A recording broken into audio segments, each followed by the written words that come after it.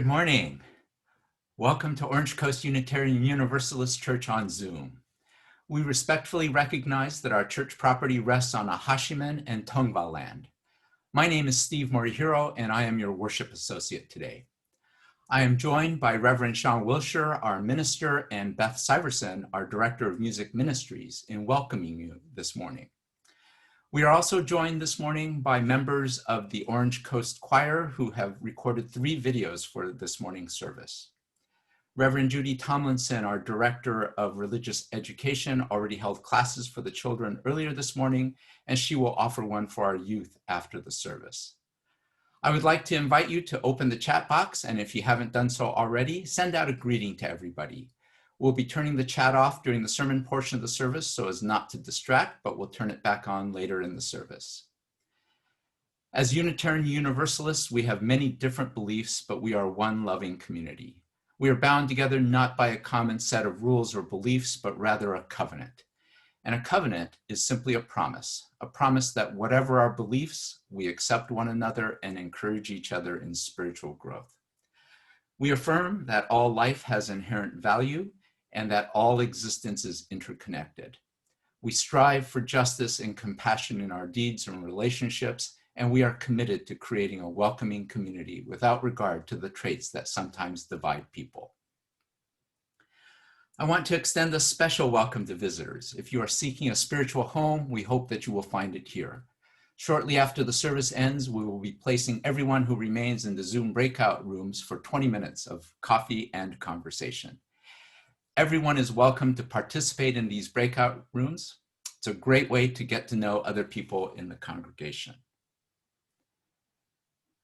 Our worship begins with the lighting of our chalice, which is the symbol of the Unitarian Universalist tradition. As we light it, we say our unison affirmation. If you have a chalice or candle at home, we can light them together. Please join me now as we say, love is the spirit of this church and service is its law. To dwell together in peace, to seek truth in love, and to help one another. This we affirm together. At this time, please join the choir in singing our opening song, We Are a Circle. We are a circle within a circle, with no beginning and never ending. We are a circle within a circle, with no beginning and never ending. You hear us sing, you hear us cry. Now hear us, all you spirits of air and sky. We are a circle within a circle, with no beginning and never ending.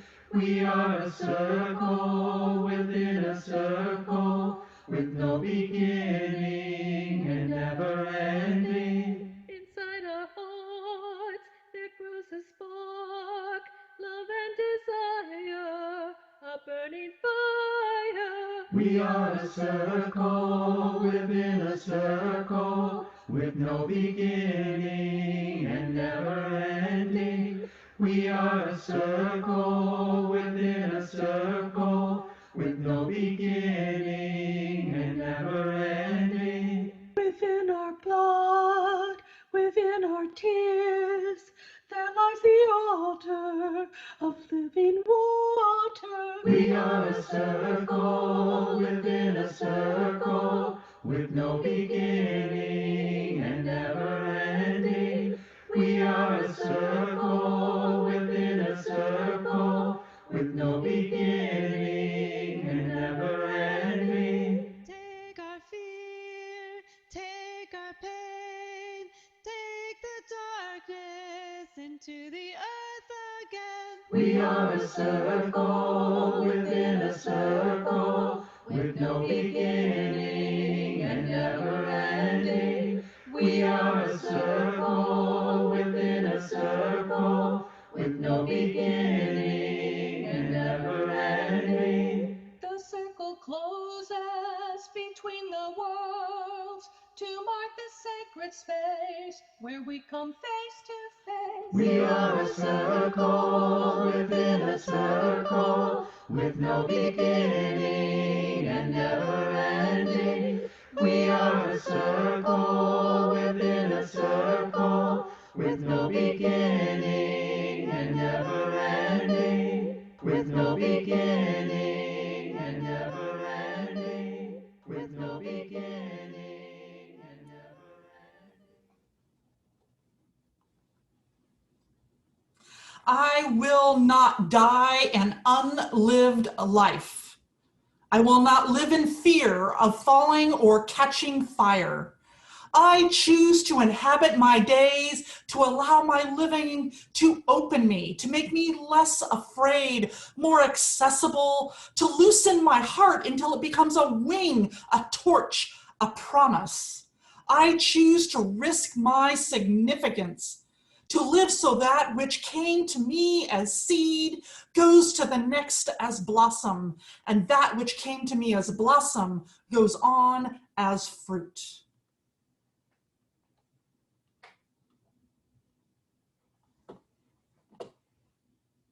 Kore evo he, kore evo he, kore evo he. Kore evo he, kore evo he. Kore bright and one summer's blessed just spring incarnate and joy in bloom. Horn is reaching high fledges, cast the sky.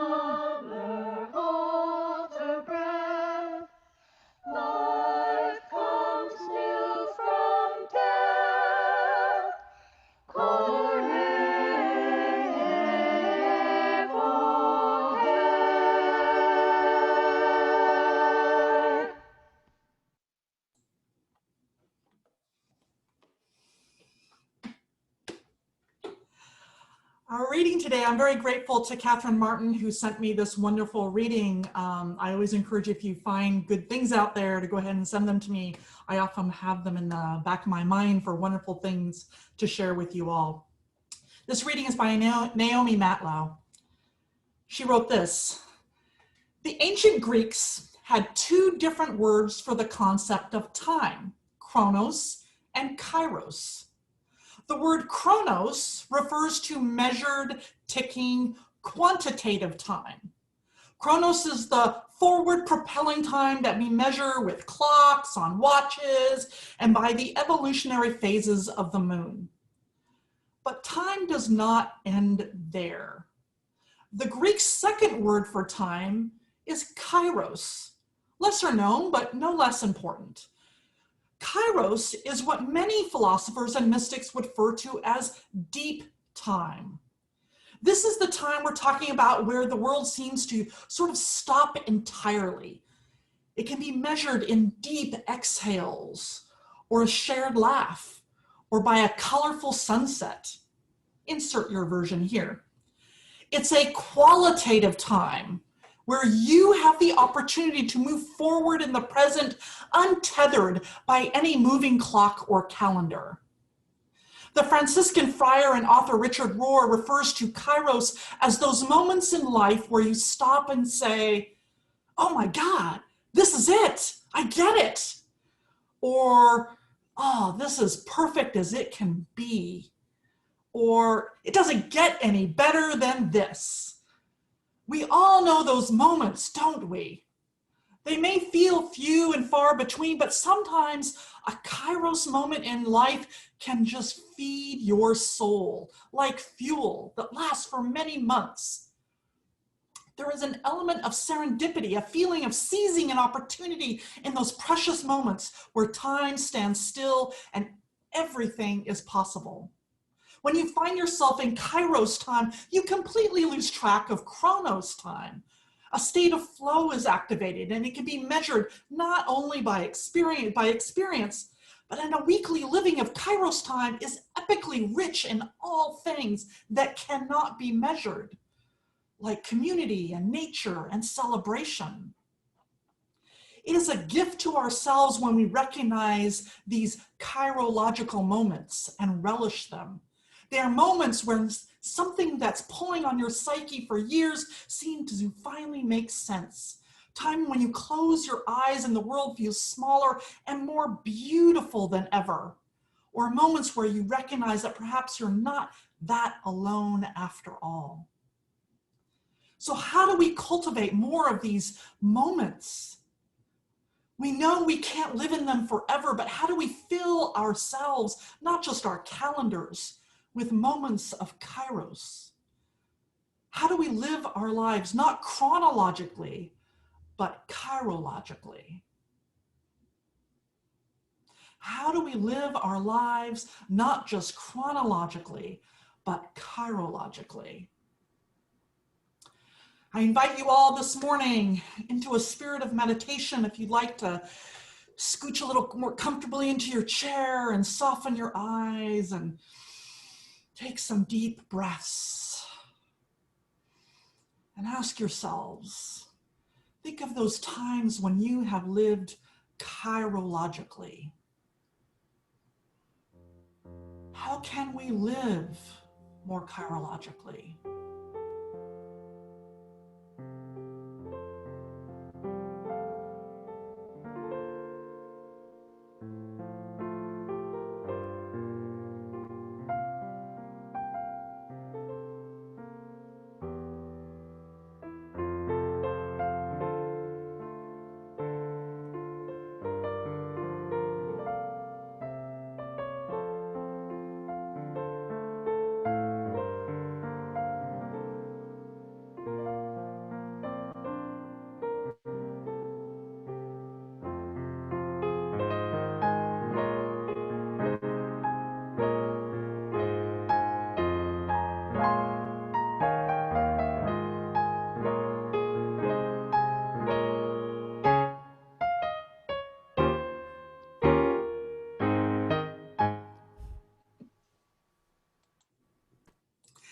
Yes, there's nothing like the sound of Jeopardy music to help us recognize how much little chronological time we have left.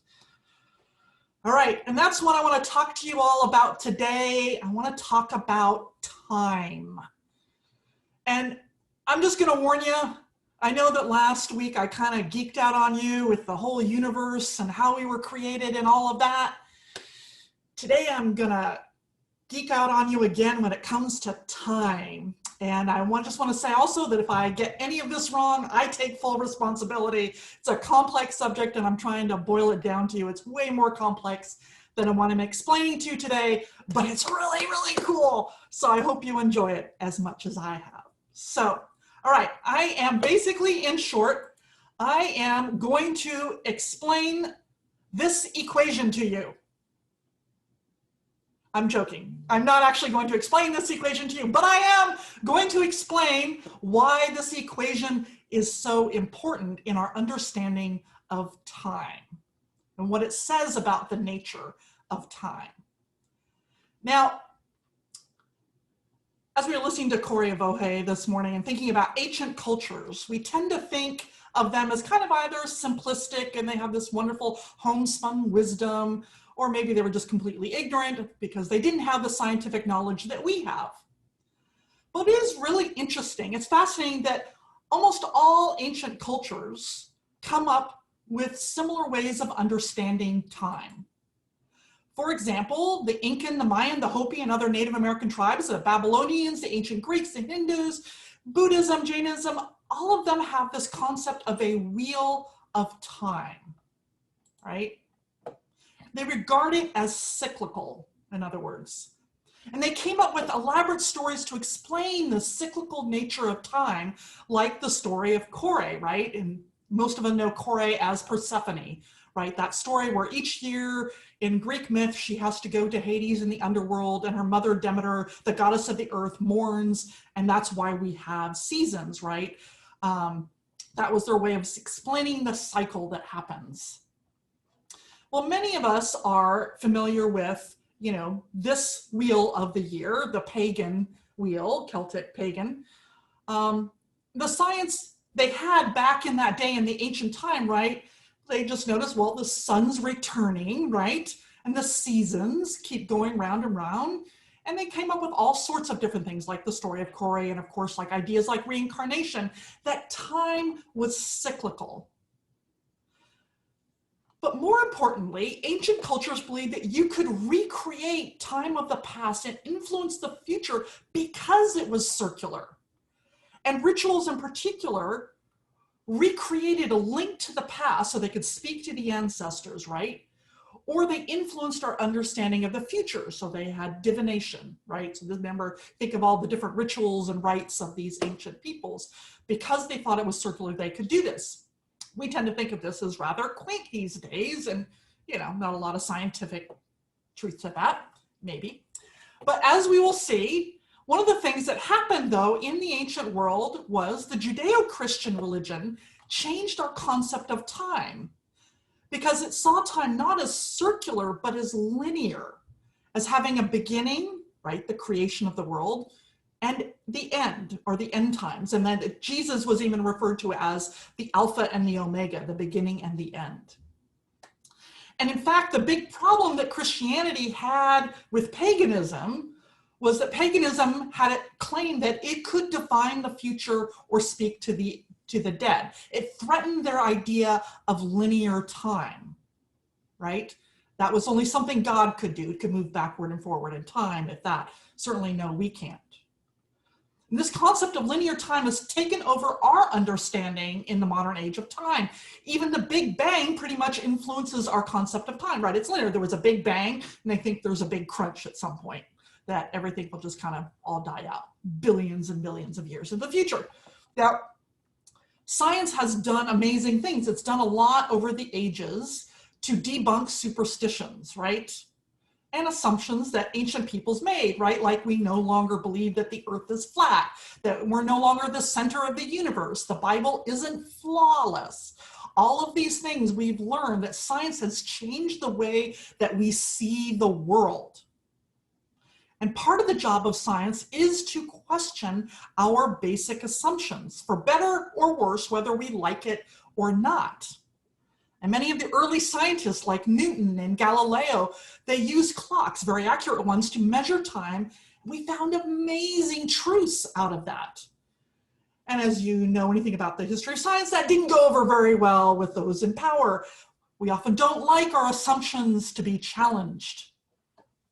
Now, in the modern age, we see time as linear, and we divide it up into beginnings and endings all the times, right? We have epochs and ages, and we even talk about decades of the 1960s and the 1970s, as if they were almost like natural beginnings and endings, which of course they're really not, right? Time really just flowed all the way through them. But we tend to think this way, of beginning and ending. Even the Romans thought that way, but they didn't break it up into epochs and ages. They actually just did 1 year at a time. So this idea of linear time is what a lot of scientists, they call the arrow of time, okay? So the arrow of time says that we have a past, a present, and a future, right? And that the present, you know, we have this present and now it's in the past, and this present and now it's in the past. So it constantly keeps moving forward in one direction, right? And literally this is what they call it, the arrow of time, I kid you not. Okay, but the more we learn, the more we realize how little we actually know about time. We thought we had a handle on it, but it turns out it's not exactly what we thought. And that's what the latest science, at least, is telling us. So let me explain that there are two theories that contradict one another around time, all right? There's this one. So the first one is Newtonian, all right? The first theory of time we've been using for hundreds of years is considered universal and absolute. And this states that time is fundamental to the structure of the universe. It's called sometimes Newtonian time or classical time. It's named Newtonian because Sir Isaac Newton was the one who came up with most of our theories of explaining motion and space, and how to calculate velocity, motion, acceleration, all of that uses time. And his equations pretty much explain how we see and experience the world around us. That's Newtonian physics, it's called. The second theory that came actually just in this last century is that time is relative and malleable. And this is part of Einstein's general theory of relativity. So Einstein saw that Newtonian physics don't really hold up on larger scales like space, okay? So the theory of relativity is the idea that depending on how fast someone is going, the closer the speed of light, the less that time passes, okay? So if you remember this from, I don't know if you're watching Cosmos or learned this in high school or anything like that. So if you have twins and you have one on Earth and one up who's traveling, he's up in space and he's traveling near the speed of light. After 1 year in space, if it's the year is measured, say, up in space, when the twin returns to Earth, the one on the Earth may have aged tremendously, maybe 50 or 100 years, but the space twin only then aged 1 year. So time, according to Einstein, seems to be relative. And we kind of accept this now. Now, imagine how mind-blowing that was a century ago when Einstein proposed this, where we thought Newtonian law was it, this was it was classical time, nothing was ever going to change that. So Einstein brought this new idea that time is relative and malleable, and we've actually been able to prove this. Believe it or not, your head is younger than your feet. I know, it sounds kind of trippy, but it's actually true. Because it has to do with gravity and effect on space and distance and all that sort of thing. But they have clocks that actually can measure this. It's really trippy. All right, now the problem of time, and it literally is called the problem of time by scientists, is recognize that both of these theories seem to be true in explaining the universe. But how can that be? How can they both be universal and absolute, as well as relative and malleable? Now, then we come to another problem. Another problem all around the problem of time also tells us that the linear way of thinking, that arrow of time that time moves always forward in one direction, doesn't hold true at the quantum level. At the quantum level, at the itty bitty level, time seems to have no meaning because it's all about probabilities. It isn't about, it has to be here, it's about, it could be all sorts of different places. Now I could go into a little bit more, but just trust me on that, time doesn't really work well on the quantum level. It seems that time can reverse, let's put it that way. So, what's a scientist to do? How do we reconcile the problem of time along with quantum mechanics even now? Well, this is where we come back to this equation. In attempting to explain the world and to reconcile both Newtonian physics and the general theory of relativity, these two scientists, Wheeler and DeWitt, came up with an ingenious equation to do that. So this equation is important, not by what you do see here, but by what you don't see here. So look closely at this equation, and you'll see all sorts of variables that look really kind of funky and everything like that, and Greek letters and all sorts of things. All right, let me show you what, side by side, what Newtonian equations and Einsteinian physics equations look like, okay? Now they may look also really kind of confusing, but one of the things that they both have in common, which sort of makes total sense, is they all have the variable of time in the equation, in their equations. To explain the universe and motion and space and all of this, everything revolves around time. That's the variable t, whether it's a capital T or a lowercase t, t is time. All right, and that, you know, it makes, not surprising, right? They're talking about time, and even if these equations contradict one another, you know, one being absolute, one being relative, they both are dealing with time. Then along come Wheeler and DeWitt, and they're trying to reconcile this problem. How is time different in these two equations? So what they do, and going back to this equation, is if you notice, there is no t variable in their equation. They've taken time out of the equation when it comes to explaining the universe, in their mathematical understanding of the universe. And that's what you don't see here, no t time variable. And what seems to be kind of freaking people out is that, lo and behold, so far, this equation seems to work in explaining much of the universe as we understand it at this point. What this equation tells us is that when you get down to the fundamental fabric of reality, time doesn't exist. It has no meaning, at least not linear time, what we think of as time. Another way to think of it is at the fundamental level of the universe, all things exist in the past, present, and future. Mind blown. Okay. That's kind of hard for us to get our heads around, right? I mean, after all, we experience time flowing. We can't go backward. We try to predict the future, but we're really not that good at that. Just look at the Weather Channel, okay? I mean, but the fundamental level, it would seem at this point that time doesn't exist. And how incredibly trippy is that? That time doesn't exist. Now, this is still a theory. It's a pretty good one, but it's still a theory. I just invite you this morning to just sit with this for a little bit. Just sit with that for a moment. Like, what does that mean if time doesn't exist?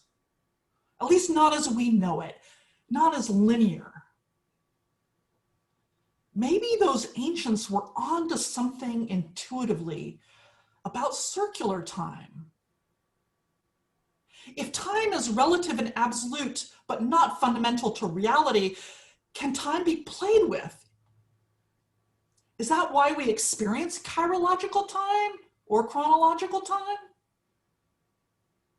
What if a different Time or reality or space or whatever you want to call it was just right there, right next door to us, a reality that wasn't governed by time. This is what the pagans would call a place betwixt and between, where time has no meaning, where we could encounter the past, the present, and the future. What if these ancient pagans were onto something? I don't know. You know, it's interesting. Einstein found comfort in his own revolutionary sense of time, that it was relative. In 1955, when his lifelong friend Michel Besso died, he wrote a letter consoling Besso's family. He said, "Now he has departed from the strange world a little ahead of me. That means nothing. People like us who believe in physics know that the distinction between past, present, and future is only a stubbornly persistent illusion." A stubbornly persistent illusion. Like the world is flat? Like we're the center of the universe? I love thinking about these things. And I want to invite you this morning, just for experimentation's sake, to ask yourself, what if we could actually speak to our ancestors? What if we could? What if they exist now outside of time? What if that is the illusion we wake up to when we die? After all, people, including my aunt, had near-death experiences where they felt like they left their body and they were surrounded by family and friends. Now, I know I'm getting a little bit out there, probably for some of you, but I can't help but wonder, what if? What if? What if science is giving us permission to think a little outside the box? I can't help but wonder how this could be applied to our lives. What if there is a reality that is betwixt and between? Betwixt and between the reality that we experience every day. A place where there really is no time or an existence outside of time. What if we are all the time, in a sense, surrounded by those that are out of time, departed loved ones, helping spirits? And how might that inform our life? What might we do differently? How might we feel differently?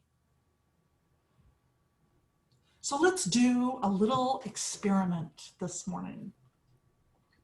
In part because next week, next Sunday and Saturday and Sunday, is All Hallows Eve and All Saints Day. It's a time when many cultures believe that that this betwixt and between place sort of crosses over, and that we can speak to ancestors and that they will hear us. And if time doesn't really exist, then why not open to that possibility? You don't have to believe it, but maybe just open to the possibility. I don't know, honestly, if it's true, but what an intriguing idea. So I want to invite you this morning into a time of meditation and explore a what if. So again, I'm going to invite you to just soften your eyes, take some deep breaths, maybe hold it in for a minute, and let it out. As you soften your eyes and you're thinking about these things, these what ifs, I want you to imagine someone that you know who have passed on. Imagine that person as maybe still here with you. Maybe they can hear you being outside of time. Who might you talk to? And what might you say to them? Would you say, I love you? I miss you? I forgive you?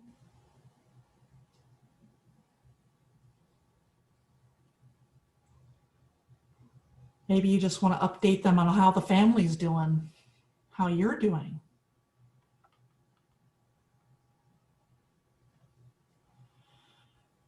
Maybe we need to say in death what we couldn't say in life.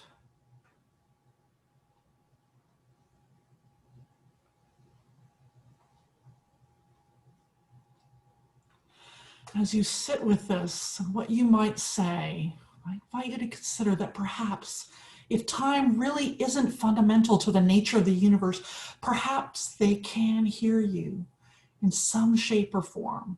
Just what if?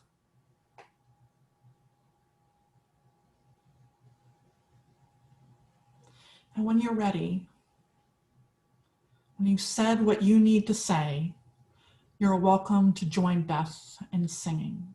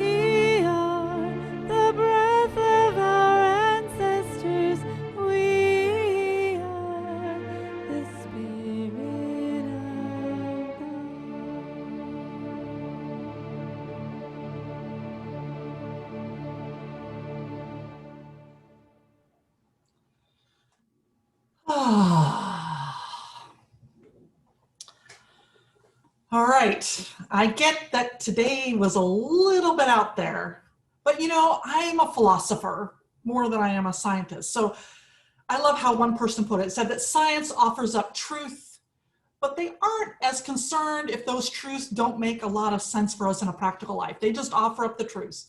It's the philosophers who try to take those solutions and try to make sense of them.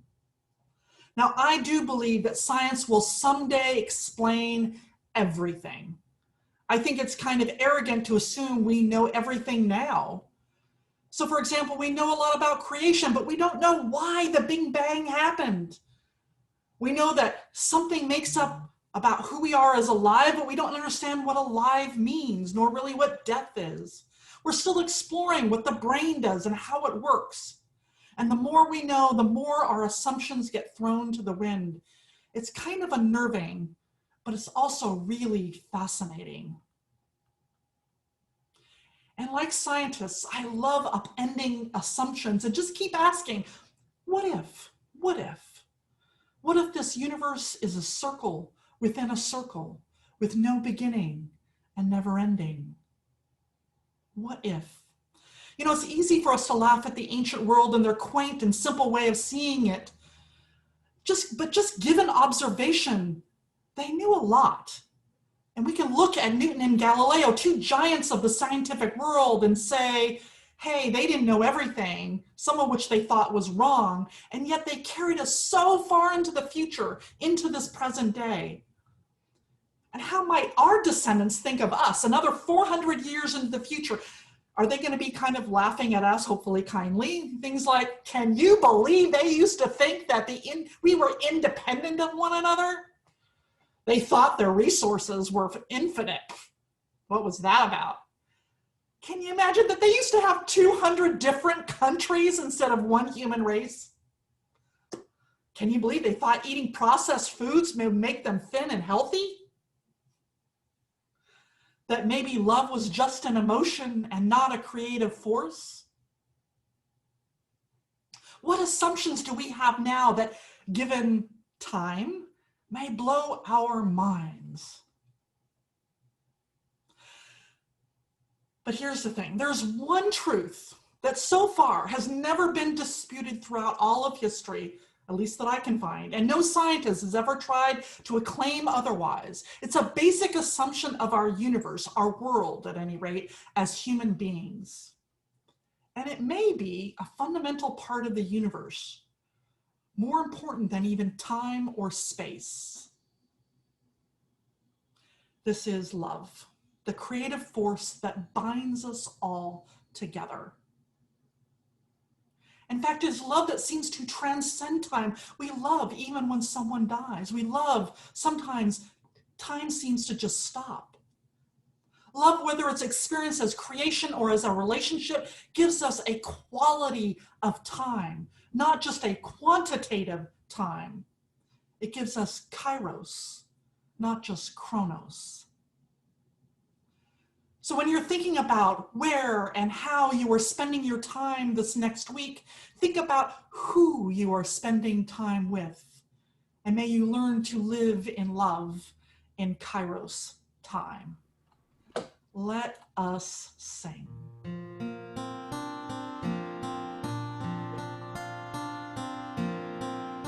We shall be known by the company we keep, by the ones who circle round to tend these vows.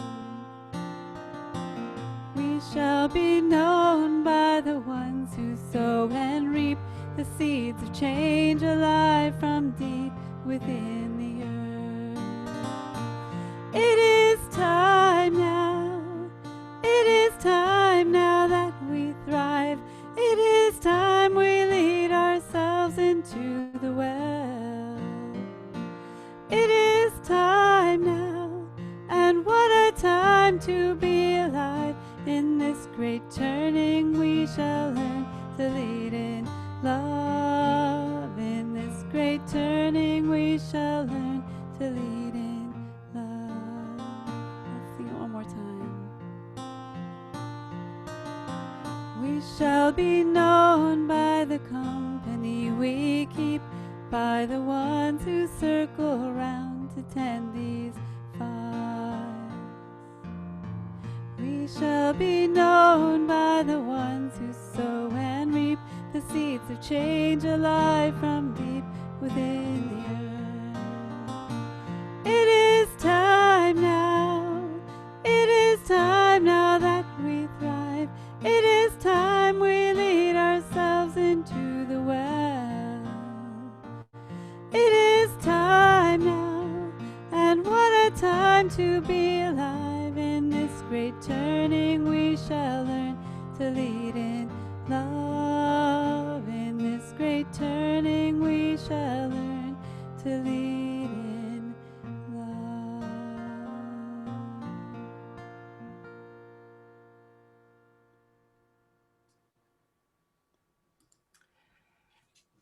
Unitarian Universalist congregations are fully self-supporting, meaning that members and friends raise all funds for the operating budget, ministries, and programs of the church.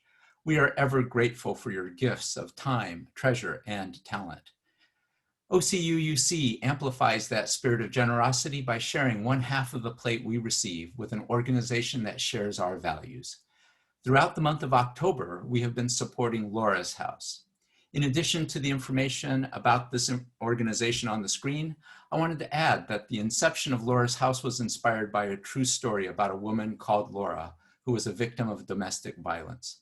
Since 1994, Laura's House has continued to grow and offer a multitude of programs and services which provide vital support and education aimed at avoiding such tragic circumstances from ever occurring again. Laura's House operates on the philosophy that domestic violence is multidimensional and often cyclical in nature and must be addressed through a range of interventions. Today, Laura's House continues to be the only state-approved comprehensive domestic violence agency in South Orange County. Over 2,500 crisis calls come in each year on their 24/7 crisis hotline. There are 3 ways in which you can give online. The first is through our website, www.ocuuc.org. The second, through an app called Give. You can download it from the App Store for your smartphone, and once you've set it up, you can use it for any of your online giving, including your pledge. The third method is by texting, area code 714-942-1131. Simply text to that number and in the message type the amount. As always, thank you for your generosity as the offering is given and received.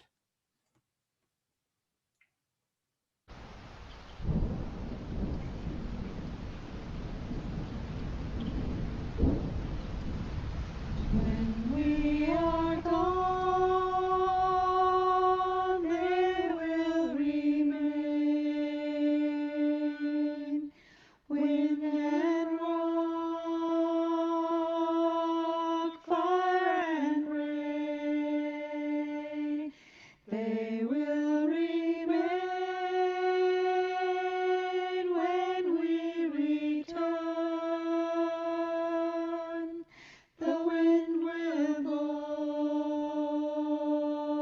and the fire will burn. When we are gone, they will remain. Wind and rock, fire and rain, they will remain when we return. The wind will blow and the fire will burn. When we are gone, they will remain. Wind and rock, fire and rain, they will remain when we return. The wind will blow and the fire will burn. When we are gone, they will remain. Wind and rock, fire and rain, they will remain when we return. The wind will blow and the fire will burn.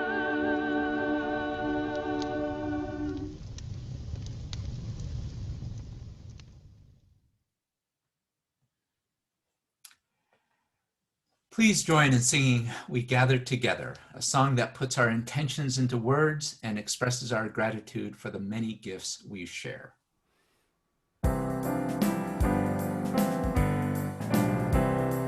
Gather together, we gather as one, for peace, love, and justice for everyone. We give from our hearts to show that we care. We can change lives with what we share.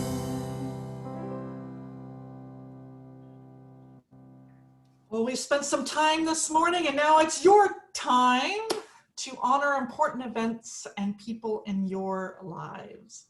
And you are invited, one and all, whether you're a member, a friend, or visitor, to participate in this weekly ritual that we call Joys and Sorrows. So perhaps you come here today holding something close to your heart, moments from the last days or weeks or hours, that something has struck you at the core.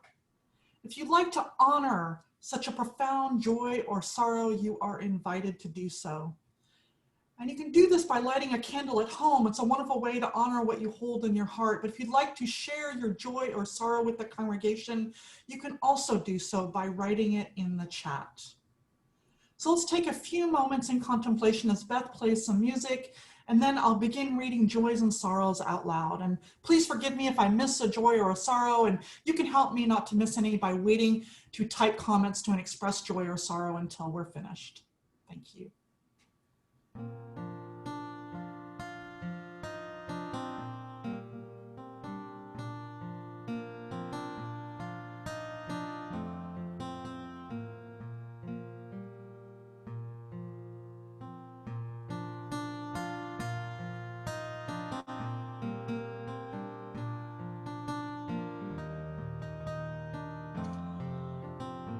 So Francie Coleman, she sent me two joys that she has. The first is that her granddaughter, Sierra Mayhew, made it onto the masthead of Harper's Bazaar magazine. She is their branded content editorial coordinator. And Francie is so proud and happy for her. Francie also wanted to let us know that she's going to be celebrating a major birthday coming up. She is getting her 78th birthday on Friday, October 30th. So happy birthday, Francie. And Kate Kossman says that her youngest daughter has what she calls her first grown-up job. What a joy that is. I remember my first grown-up job. Maybe I'm still waiting for it. I don't know. But that's a wonderful thing. And Maureen McConnell said she had a Kairos moment this morning when it rained. Isn't it lovely to have rain? Yes. We've got a thank you to the choir who sings beautifully. And Peggy says that her relative's platelet count rose to levels enough to recover at home, but has again plunged dangerously low. If you remember all those who are struggling with this horrid COVID-19 disease, I'm glad that she was at home, but I'm sorry that it plunged dangerously low, Peggy. We'll hold her in our heart. Karen Kennedy sends out a thank you and expressing a joy to everyone who bought a ticket at the Virtual Environmental Film Festival. She says we grossed over $5,000 and we really appreciate everyone's support. We had that last Saturday, which was wonderful. Sarah Hunter offers up that today is the anniversary of her father's death, and he lives in the eyes of his children and grandchildren. Amen. Enrica Koffel has a triple joy. She says she passed the MFC and currently the quarter-time minister up at the UU Church of Anaheim. And she's very happy to be back with us, at least every once in a while. So happy to see everyone, and we are happy to see her as well. All right. Oh, and Stacy has to light a candle of healing for her as she deals with severe symptoms of a chronic illness. Oh, we hold you in our hearts, Stacy. We hope you feel better soon. Let us hold in love all the joys and celebrations and all the hurts and sadness, both spoken and silent. Let our joys remind us to be thankful, our concerns remind us to hope, and our sorrows remind us to connect. Let all these moments remind us that we're not alone. And Maria Pedersen, she offers something wonderful. What a great way to end this. So after spending years in a part of the world where there is no Unitarian Universe or neo-pagan community and feeling extremely lonely in my beliefs, I am overjoyed, she says, to have found you people. Look forward to hearing more. Welcome, Maria. We're glad you found us. So please join me now in a spirit of prayer. It's by our wonderful Mary Oliver. Who made the world? Who made the swan and the black bear? Who made the grasshopper? This grasshopper, I mean the one who has flung herself out of the grass, the one who is eating sugar out of my hand, who is moving her jaws back and forth instead of up and down, who is gazing around with her enormous and complicated eyes. Now she lifts her pale forearms and thoroughly washes her face. Now she snaps her wing and floats away. I don't know exactly what a prayer is. I do know how to pay attention, how to fall down into the grass, how to kneel down in the grass, how to be idle and blessed, how to stroll through the fields, which is what I've been doing all day. Tell me, what else should I have done? Doesn't everything die at last and too soon?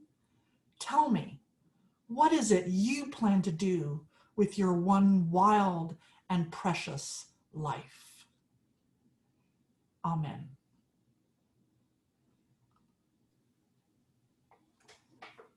Let us join together as we extinguish the flame of our chalice and say, we extinguish our chalice, but not the light of truth, the warmth of community, or the fire of commitment. These we carry in our hearts until we are together again. We are a congregation made up of people who all believe differently, and yet when we gather together virtually or otherwise, we make up one loving community. We need not think alike to love alike. If you are a guest, a visitor, or someone who hasn't yet been known to us, I invite you to become a part of this beloved community, if even just for today. We encourage you to write in the chat your name and where you are from. If you'd like to know more about our church, please see our church website for ways you can get involved and sign up for our weekly email called The Blast at blast@ocuuc.org. If you would like to know more about membership, please contact us at membership@ocuuc.org. And for information about programming for children and youth, contact Rev Judy at ocuuc.org. Our community is enriched by its visitors, guests, and friends, and we hope that you find a spiritual home here. We want everyone to feel a part of this beloved community, so please reach out and we will help get you connected. After the benediction, we will have a short period where everyone can wave and say hello. Those who remain will be placed in the Zoom breakout groups for 20 minutes. We invite you to check in and get to know the people in your group and welcome any visitors. All right, so announcements, things that are going on. As you can see, we've got a lot going on. Even today, we want to learn about transgender inclusion in congregations. Basically, I don't know if it's in here. Go to our website and there will be a link to a place where you can go and learn more about transgender inclusion, or if you want to join the women's circle, there's that. Well, all these other wonderful things in the week. I want to point out a couple things. Next Sunday, we have a forum after the service on November 1st about exploring the human right to water. Also, we are going to be having a gathering on election night. So nobody needs to be alone. If you'd like to join us, it's just going to be hopefully a fun night. You can come and go as you please, but it should be a nice, easy thing. Beth is going to be there ready with some music to either cheer us on or cheer us up. So there's that. And then, of course, we have the fall auction coming up. It starts November 7th. That's coming up really soon here. If you haven't already got your pieces in there, what you'd like to auction off and want to learn more about it, see our website, and we'll tell you a little bit more about it. It's going to be a lot of fun. And then there's one last announcement I wanted to let you guys know about. Your hardworking board has made a difference here in Costa Mesa. We heard about, through Linda Kramer, one of the people in our congregation who's passionate about environmentalism. She let the board know that the Costa Mesa City Council was going to be voting on whether or not to go with a community choice energy. And this basically enables the city to choose sustainable energy sources like wind and solar, rather than just going with SoCal Edison, which uses fossil fuels. And these CCEs, community choice energies, currently serve many people in California, but there's none here in Orange County. So, and the income from this, by the way, would be returned to the community to help fund programs like bike lanes and EV chargers, increased energy efficient programs, all that sort of thing. So the board, once Linda let us know, the board led by Deborah Quam, our president, voted and sent a letter to Mayor Foley and the City Council in support of this. And on Tuesday, the Costa Mesa City Council voted 6-1 in favor of the community choice energy program.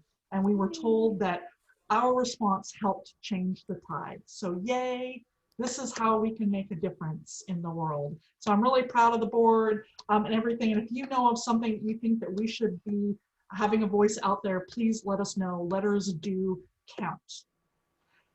All right, all of that to say, may you all spend your time chirologically and with love. Let us sing together our benediction with Beth. Be safe, be well, you mean the world to me. Be safe, be well, you mean the world to me.